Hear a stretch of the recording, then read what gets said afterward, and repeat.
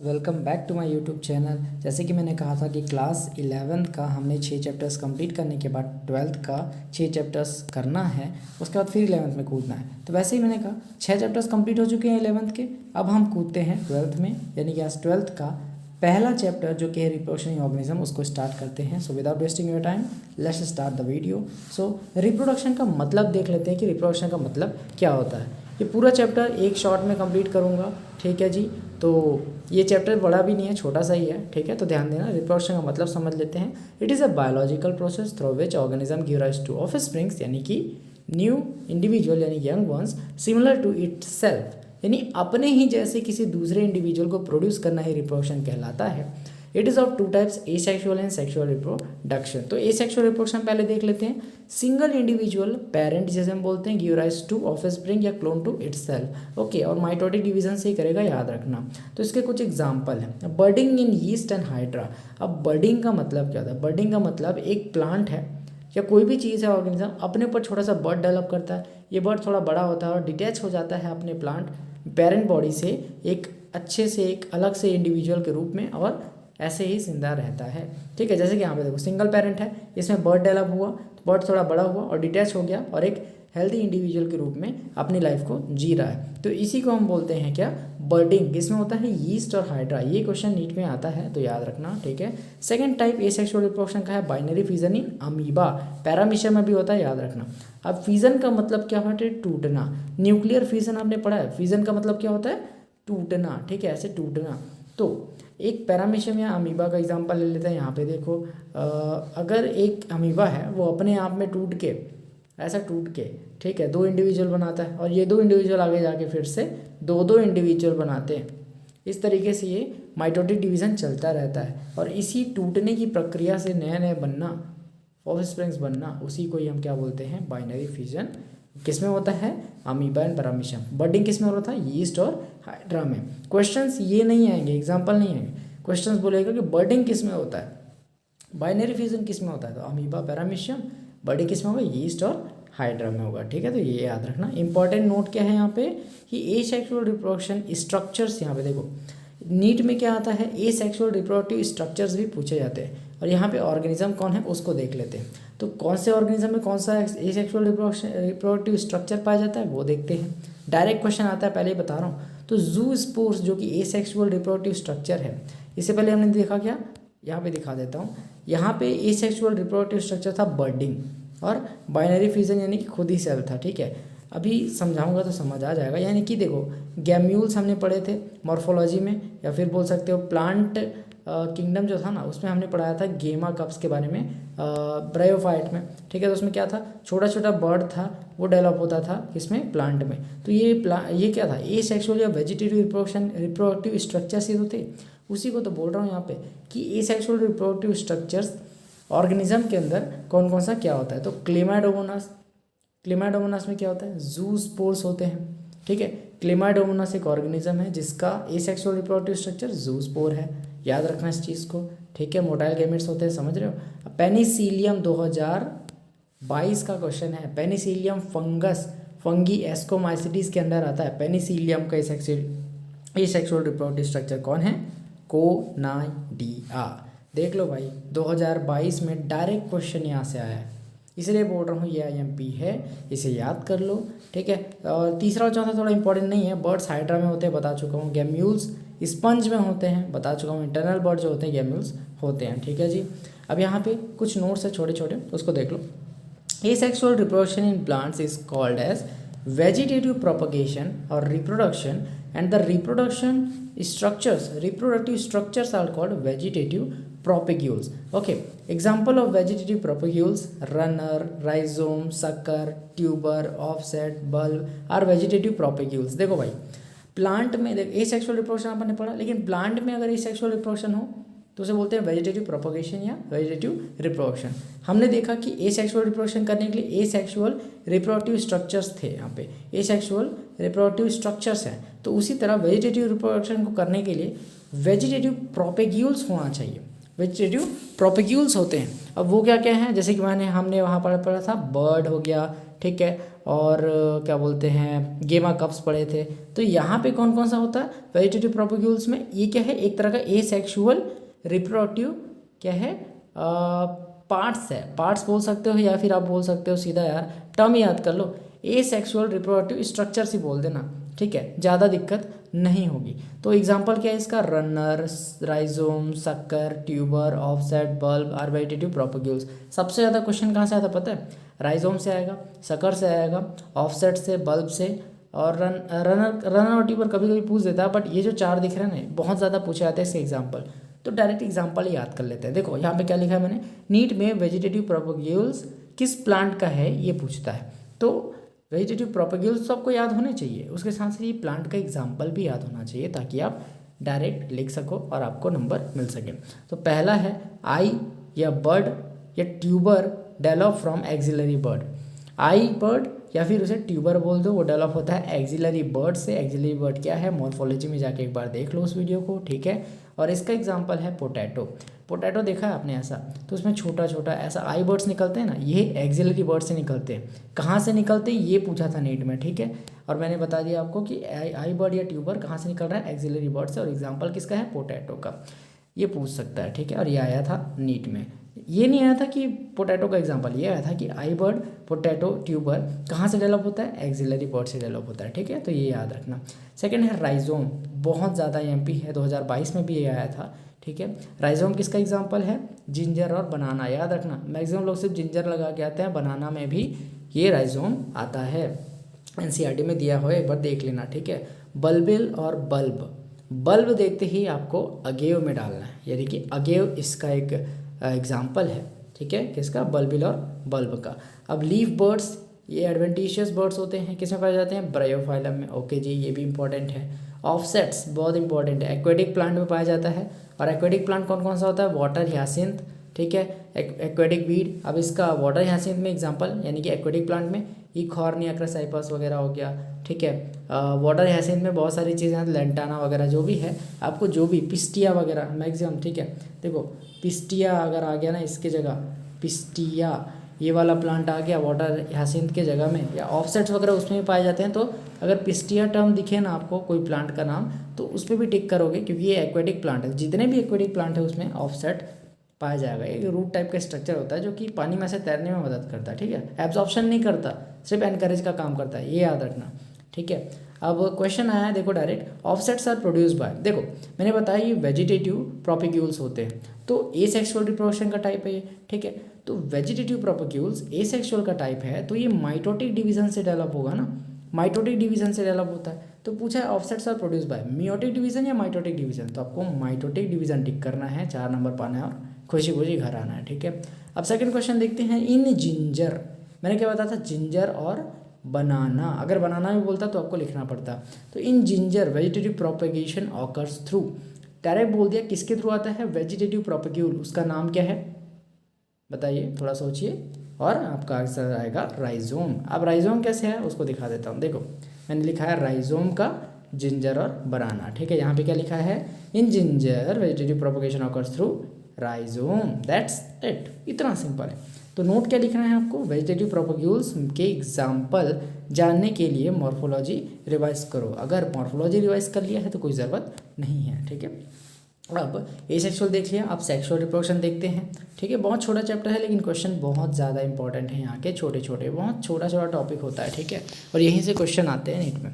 तो पहला है, it involves formation of male and female gametes either by same और different individuals of opposite sex, बहुत simple language है, बार बार मतलब इसको एक्सप्लेन करने की ज़रूरत नहीं है। Second point, if single individual produce both and mail and female gamete is called bisexual organism, यानी कि सपोज करो, देखो हम लोग क्या है, होमोसैपियंस है, तो मेल अलग फीमेल अलग, ठीक है, इसका ओवम आता है, इसका स्पर्म आता है, लेकिन जब कुछ इंडिविजुअल्स होते हैं जिनमें मेल और फीमेल दोनों एक ही में पाया जाता है, मेल और फीमेल दोनों एक ही में पाया जाता है, मेनली प्लांट्स में होता है और कुछ एनिमल्स में भी होता है, लोअर इन एनिमल्स में होता है, इन्वर्टिब्रेट्स में होता है, ठीक है, तो उसे बाइसेक्सुअल कहते हैं, यानी कि फीमेल और फीमेल गैमेट दोनों एक ही इंडिविजुअल से निकले तो उसे बाइसेक्सुअल ऑर्गेनिज्म कहते हैं।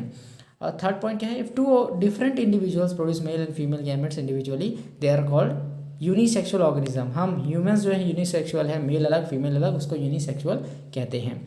चौथा पॉइंट, प्लांट इन्वॉल्व्स 3 स्टेजेस, कौन कौन सा? Vegetative, reproductive and senescent phase. बताता हूँ क्या होता है। देखो प्लांट में 3 स्टेजेस आते हैं, ठीक है। वेजिटेटिव फेज यानी कि प्लांट का growth phase, initial growth. Reproductive phase यानी कि फ्लावरिंग पीरियड, जैसे हम बोलते हैं जो फूल पत्ती ये सब खिलते हैं ना, जिससे क्या बोलते हैं पॉलिनेशन वगैरह होता है, देन फ्रूट बनता है, ये सब रिप्रोडक्टिव फेज में आता है। सीनेसेंट फेज यानी कि बुढ़ापा, पत्ते वत्ते झड़ जाते हैं ना भाई, उसको बोलते हैं। अब यहाँ पे देखो वेजिटेटिव फेज को हम जुवेनाइल फेज कहते हैं। एंड देखो in animals this phase is called juvenile phase.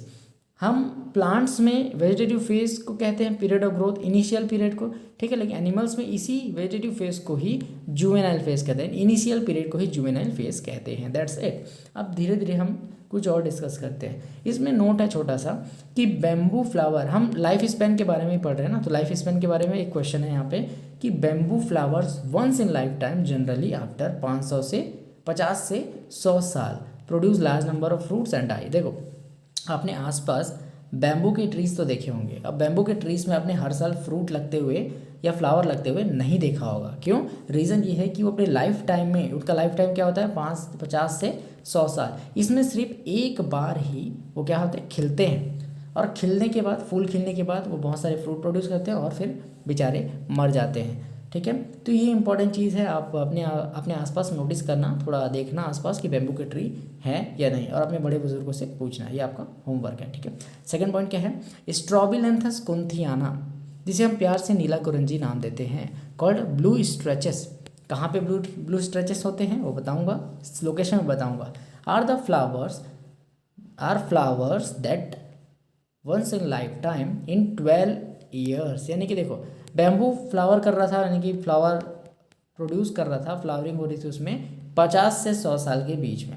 अब स्ट्रॉबिलैंथस कुंथियाना नीला कुरंजी, इसे हम ब्लू स्ट्रेचेस कहते हैं, ये 12 साल में एक बार खिलता है, ठीक है। और ये कहाँ पाया जाता है? फाउंड इन हिली एरियाज, पहाड़े वाले एरिया में, जैसे कि केरला हो गया, कर्नाटका हो गया, तमिलनाडु हो गया। केरला कर्नाटका का मतलब सी लेवल से जो ऊपर वाला एरिया होगा ना वहाँ पे, ठीक है, जहाँ हिली एरिया होगा वहाँ पे, ठीक है जी। अब यहाँ पे एक छोटा सा और यहाँ पे नोट है कि स्ट्रॉबिलैंथस कुंथियाना का फर्स्ट फाउंड और फ्लावर, ये सबसे पहले देखा गया था, फ्लावर हुआ कहाँ पे? During September-October 2006। ये डेट बहुत इंपॉर्टेंट है, नीट वाले कुछ भी पूछ सकते हैं, ये नाम याद कर लो, स्ट्रॉबिलैंथस कुंथियाना नीला कुरंजी के नाम से ज़्यादा बोला जाता है। ब्लू स्ट्रेचेस बोलेगा 12 साल में एक बार खिलता है। कहाँ खिलता है? केरला, कर्नाटका, तमिलनाडु, हिली एरियाज में खिलता है। और कब खिला था सबसे पहली बार? September-October 2006 के बीच में, ठीक है जी। अब कुछ एग्जांपल्स देखते हैं। Some examples of unisexual and bisexual plants या फिर ऑर्गेनिजम्स बोल दो, ठीक है। सबसे पहले डिओसियस का मतलब बता देता हूँ।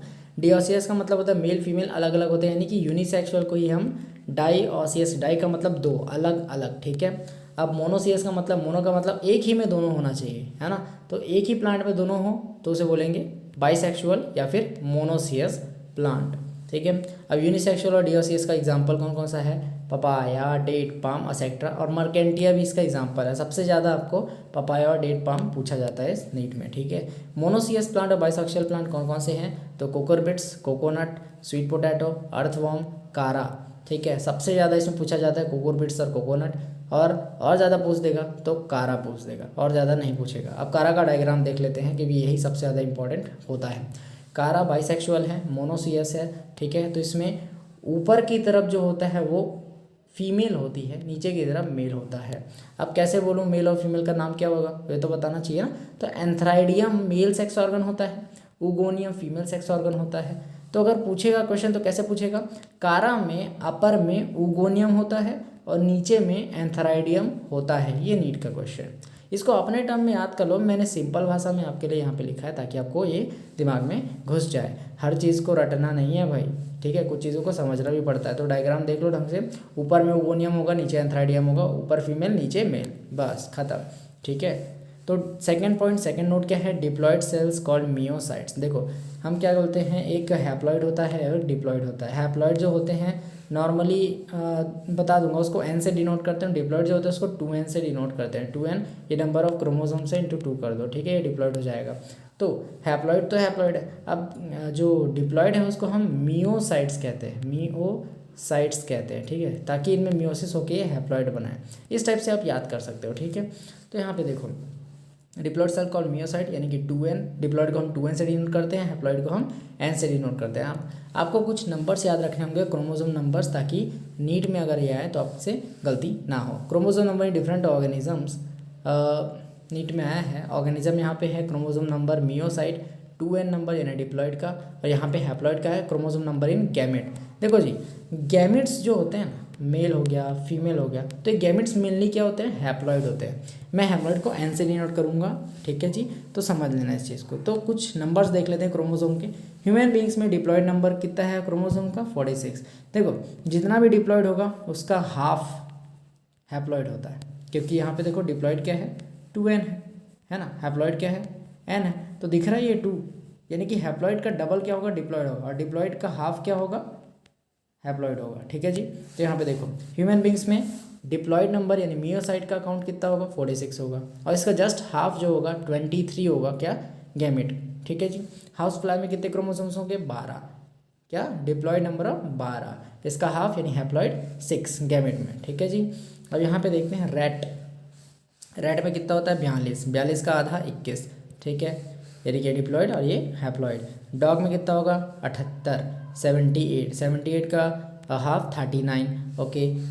कैट में कितना होता है, 38 का हाफ 19। नाउ फ्रूट फ्लाई का 8 होता है, 8 का हाफ 4। सबसे ज़्यादा क्वेश्चन फ्रूट फ्लाई का 8 और 4 से पूछा जाता है, इसलिए आपको याद रखना है। ऑफियोग्लॉसम सबसे इंपॉर्टेंट, इसमें 1260 पाया जाता है, उसका आधा 630। ये फॉन है ऑफियोग्लॉसम, तो आपको क्वेश्चन पूछ सकता है कि मैक्सिमम नंबर ऑफ क्रोमोसोम्स किस में पाए जाते हैं अकॉर्डिंग टू एनसीईआरटी के अकॉर्डिंग सिर्फ ऑफियोग्लॉसम एक फॉन है जिसमें 1260 क्रोमोसोम पाए जाते हैं डिप्लॉइड नंबर में, और हैप्लॉइड हो जाए यानी गैमेट में उसके 630 पाए जाएंगे। एप्पल में 34 और उसका आधा 17, राइस में 24 और उसका आधा 12, मेज़ में 20 उसका आधा 10, पोटैटो में 48, ओके, 48 का आधा 24, बटरफ्लाई में 380 और 380 का 190 उल्टा है ना, हाफ, और अनियन में 32 का 16 गैमेट, ठीक है, गैमेट के अंदर 16 क्रोमोसोम्स पाए जाएंगे। अब नोट क्या, maximum number of chromosomes in a fern, जिसका नाम है ऑफियोग्लॉसम, 1260 पाया जाता है। 2n इज इक्वल टू 1260, यानी डिप्लॉइड क्या है, 1260 क्रोमोसोम्स है। अब यहाँ पे देखो ध्यान से कि 2n is equal to 1260 chromosomes diploid के हैं, n इज इक्वल टू कितना होगा, 630 होगा, सॉरी, ठीक है, 630, ठीक है। इस तरीके से आप हैप्लॉइड नंबर को भी निकाल सकते हो। अब आगे देखते हैं फर्टिलाइजेशन, इसको खत्म करते हैं इस चैप्टर को, बहुत छोटा सा है। तो fusion of gametes is called fertilisation, सबको पता है, और फर्टिलाइजेशन को हम सिनगैमी भी कहते हैं। ये टर्म बहुत इंपॉर्टेंट है, फर्टिलाइजेशन नहीं लिख के देता, कंफ्यूज करने के लिए सिनगैमी लिख के देता है। And form zygote, that's it. तो अब एक प्रोसेस होती है जिसे बोलते हैं पार्थिनोजेनेसिस, ये बहुत इंपॉर्टेंट प्रोसेस है। तो female gamete undergoes development to form new organism without fertilisation is called parthenogenesis. देखो हमने क्या सीखा है कि मेल और फीमेल का फ्यूजन होता है, देन ज़ायगोट बनता है। लेकिन भाई ऐसा केसेस आता है कभी कभी कि फीमेल गैमेट अपने आप डेवलप होती है और एक ऑर्गेनिज्म में क्या हो जाती है, डेवलप हो जाती है, मैच्योर हो जाती है विदाउट फर्टिलाइजेशन। उसी प्रोसेस को हम पार्थिनोजेनेसिस कहते हैं। किस में होता है ये प्रोसेस, तो रोटिवर्स ऑर्गेनिज्म, हनी बीज, क्वीन बी में होता है, सम लिजार्ड्स में होता है, छिपकलियों में, ठीक है, और बर्ड्स, टर्की बर्ड्स में होता है, ठीक है। ये चारों एग्जाम्पल महा इम्पॉर्टेंट है आपके लिए, ये कर लेना बहुत इम्पॉर्टेंट है। यहाँ पे कुछ चीज़ें लिखी हुई हैं, उसको देखते हैं। 2 types of fertilisation, external and internal fertilisation sexual में होता है। तो एक्सटर्नल फर्टिलाइजेशन क्या होता है, सिंगैमी यानी fertilisation outside the body is called external fertilisation. किस में होता है, एल्गी में, फिश, बोनी वाली फिशेस में, एम्फीबिया, फ्रॉग में, ठीक है। इंटरनल फर्टिलाइजेशन क्या होता है, fusion of gametes inside the body of organism. इसके एग्जांपल कौन कौन से हैं, fungi, reptile, birds, mammals, bryophyta, pteridophyta, gymnosperms and angiosperms, that's it. इतने ही आपको याद रखने हैं। अब फर्टिलाइजेशन तो हो गया, अब ज़ायगोट क्या होता है उसके बारे में डिस्कस करते हैं। ज़ायगोट क्या होता है, पहला, formation of diploid zygote is universal in all sexually reproducing organism, यानी कि मेल और फीमेल की फ्यूज़न से ज़ायगोट बनेगा, ये यूनिवर्सली एक्सेप्टेड है, ठीक है जी। सेकंड पॉइंट क्या है, in fungi and algae zygote develop a thick wall that is resistant to desiccation and damage. देखो भाई, फंगी और एल्गी में जो जाइगोट है उसके बाहर एक लेयर बन जाती है जो कि इसे ये थिक वॉल है जो कि डैमेज वगैरह से बचाती है, प्रिवेंट करती है।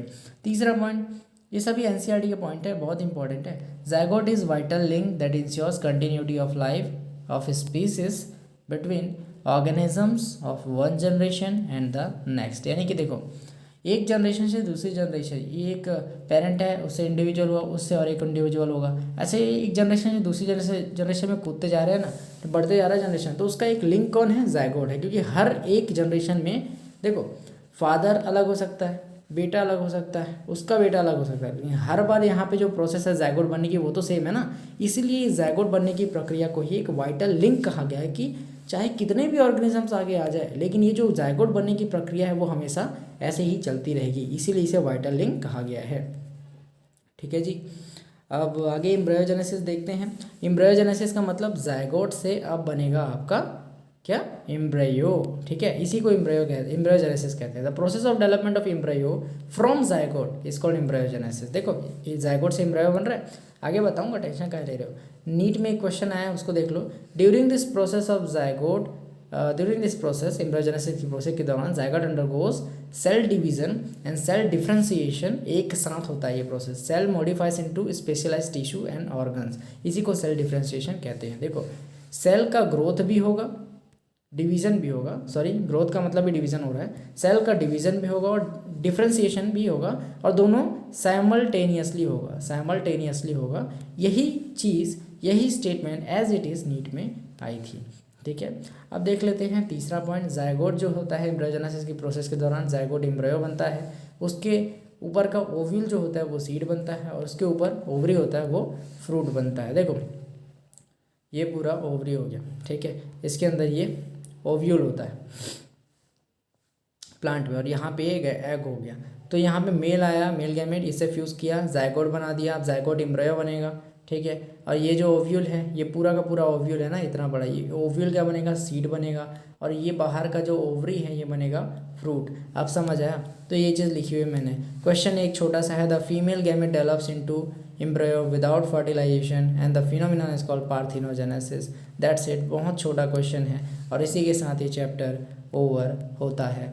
बहुत ही प्यारा चैप्टर था। कोई डाउट है तो प्लीज़ कमेंट बॉक्स में कमेंट कर दियो। अगर आपको कोई दिक्कत है किसी चीज़ में तो बताइए कौन सा चैप्टर आपको आगे पढ़ना है नीट के लिए। ठीक है, अपने नीट एस्पिरेंट्स को जितने भी दोस्त हैं उनको शेयर कर देना। तब तक के लिए जय हिंद, जय भारत। मिलते हैं इसके नेक्स्ट चैप्टर में। सेकंड चैप्टर जो है रिप्रोडक्शन फ्लावरिंग प्लांट में है ना, उसको पढ़ेंगे। ठीक है जी, चलो मिलते हैं अनदर वीडियो में। तब तक के लिए जय हिंद, जय भारत।